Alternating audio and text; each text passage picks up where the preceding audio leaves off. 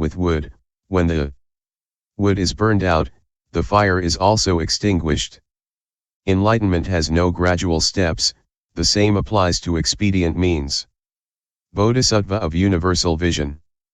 Then the Bodhisattva of Universal Vision rose from his seat in the midst of the assembly, prostrated himself at the feet of the Buddha, circled the Buddha 3 times to the right, knelt down, joined his palms, and said, "O world-honored one of great compassion! For the sake of the multitude of bodhisattvas in this assembly and all sentient beings in the Dharma Ending Age, please expound on the gradual stges of the bodhisattvas practice. How should one contemplate? What should one abide in and uphold? What expedient methods should one devise to guide unenlightened sentient beings, to universally enable them to reach enlightenment?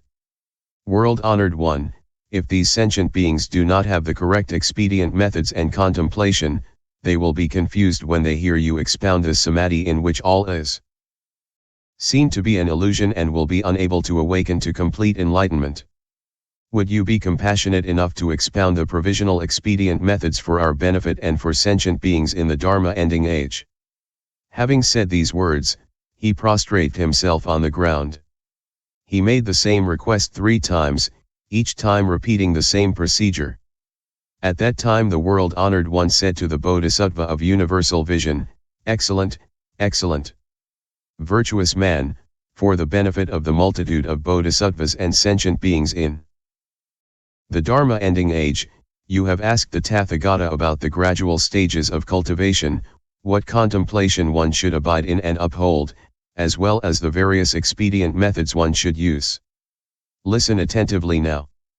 I shall explain them to you." Hearing this, the Bodhisattva of Universal Vision was filled with joy and listened silently along with the assembly. Virtuous man, newly initiated bodhisattvas and sentient beings in the Dharma Ending Age seeking the Tathagata's pure mind of complete enlightenment should hold the right thought of separating from myriad illusions. First, they should rely on the samatha practice of the Tathagatas and strictly observe the precepts. They should reside peacefully among an assembly of practitioners and sit in meditation in a quiet room. They should always be mindful that the body is a union of the 4 elements. Things such as hair, nails, teeth, skin, flesh, tendons, bones, marrow, and brain all belong to the element of earth. Spittle, mucus, pus, blood, saliva, sweat, phlegm, tears, semen, urine, and excrement all belong to the element of water. Warmth belongs to the element of fire. Motion belongs to the element of wind. When the 4 elements are separated from one another, where is this illusory body? Thus one knows that the physical body ultimately has no substance and owes its appearance to the union of the 4 elements. In reality it is not different from an illusory projection. Due to the provisional union of the 4 conditions of vision, hearing, perception, and awareness, the illusory 6 sense faculties come to exist. The inward and outward combination of the 6 sense faculties and the 4 elements of earth, water, fire, and wind gives rise to the illusory existence of conditioned energy. In this process, there seems to be something which is cognizant. This is provisionally called mind 12. Virtuous man, this illusory mind cannot exist without the 6 sense objects of sight, sound, smell, taste, touch, thought. When the 4 elements disperse, the 6 sense objects cannot be found. Once the elements and the sense objects disperse and are extinguished, ultimately there is no cognizant mind to be seen. Virtuous man, when the illusory bodies of sentient beings become extinguished, the illusory minds also become extinguished. When the illusory minds become extinguished, the illusory sense objects also become extinguished. When the illusory sense objects become extinguished, the illusory extinguishing also becomes extinguished. When the illusory extinguishing becomes extinguished, that which is not illusory is not extinguished. It is like polishing a mirror. When the defilements are wiped off, brightness appears. Virtuous man, you should know that both body and mind are illusory defilements. When these appearances of defilement are permanently extinguished, purity will pervade all 10 directions.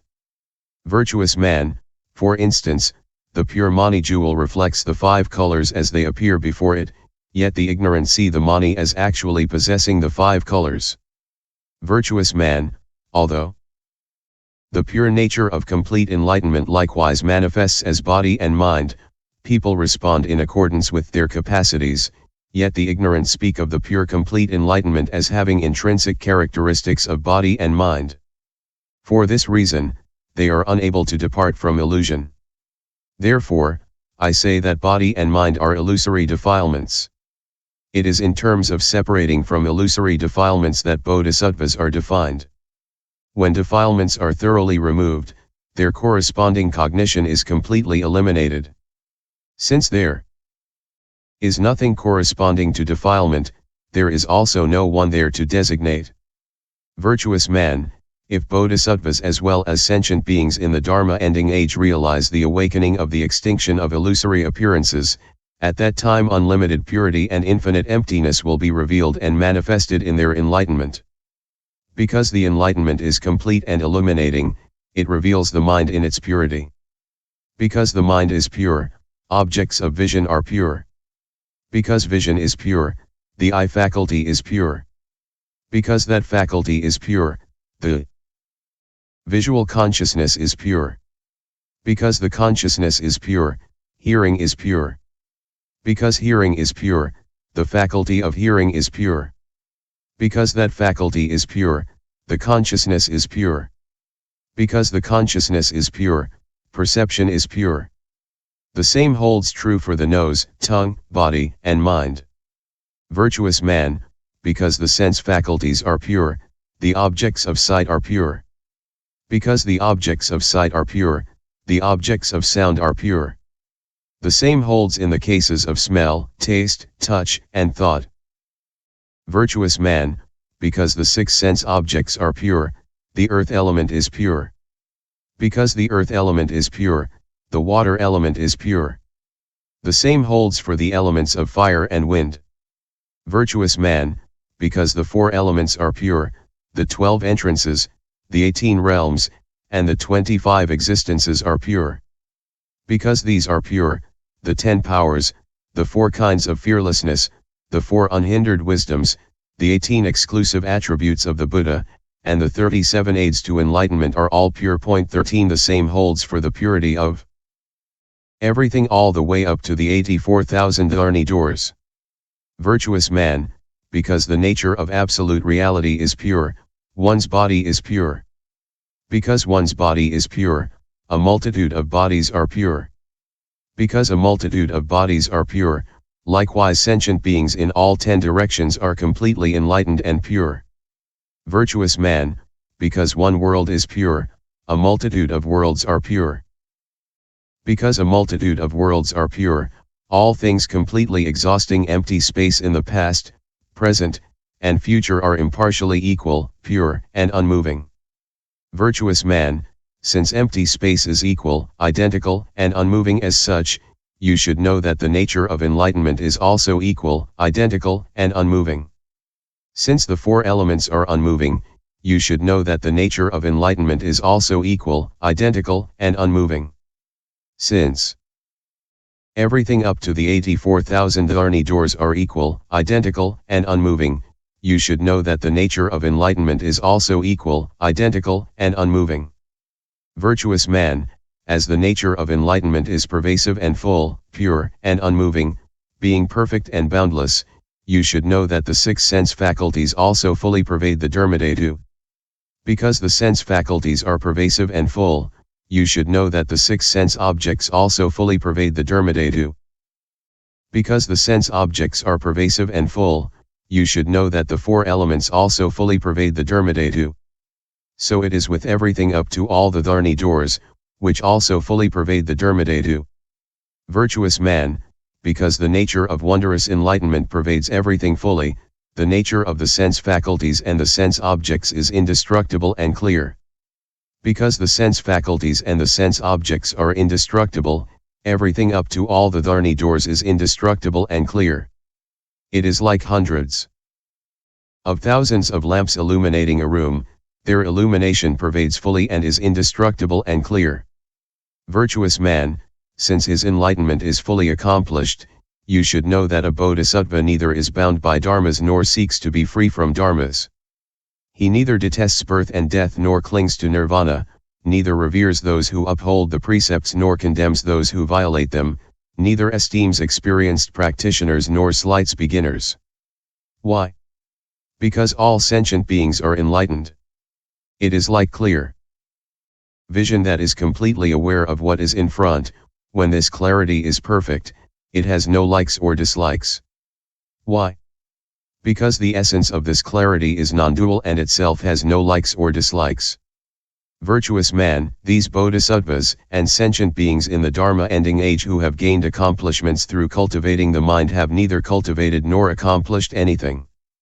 Complete enlightenment is universally illuminating in quiescent extinction without duality.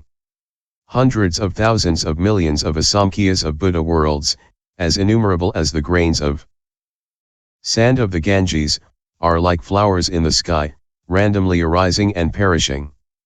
They are neither identical to nor separate from the nature of complete enlightenment. Since there is no bondage or liberation, one begins to realize that sentient beings have intrinsically accomplished Buddhahood, and that birth and death and nirvana are like yesterday's dream.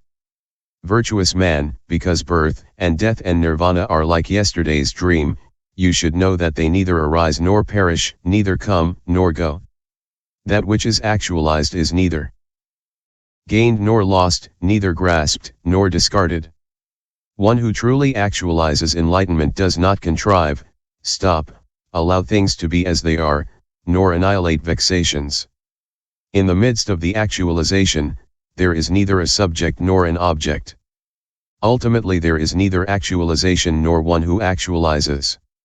The nature of all dharmas is equal and indestructible. Virtuous man, bodhisattvas should thus practice, thus progress through these gradual stages, thus contemplate, thus abide in and uphold, thus use expedient methods, and thus become enlightened. In seeking this dharma, they will not be confused and perplexed. At that time, the world-honored one, wishing to clarify his meaning, proclaimed these gathas. Universal vision, you should know that the minds and bodies of all sentient beings are illusory. The body is the union of the four elements.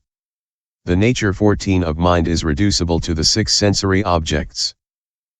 When the four elements are separated from one another, who is the unifier? If one practices gradual cultivation like this, all will be pure. The nature of complete enlightenment is unknowing and pervades the dharmadhatu. There is no contrivance, stopping, allowing things to be as they are, annihilation, nor is there one who actualizes enlightenment. All Buddha worlds are like flowers in the sky. Past, present, and future are all impartially equal.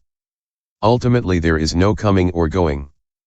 The newly initiated bodhisattvas and sentient beings in the Dharma Ending Age, in their quest to enter the Buddha path, should thus cultivate themselves. Bodhisattva Vajragarbha. Then Bodhisattva Vajragarbha rose from his seat in the midst of the assembly, prostrate.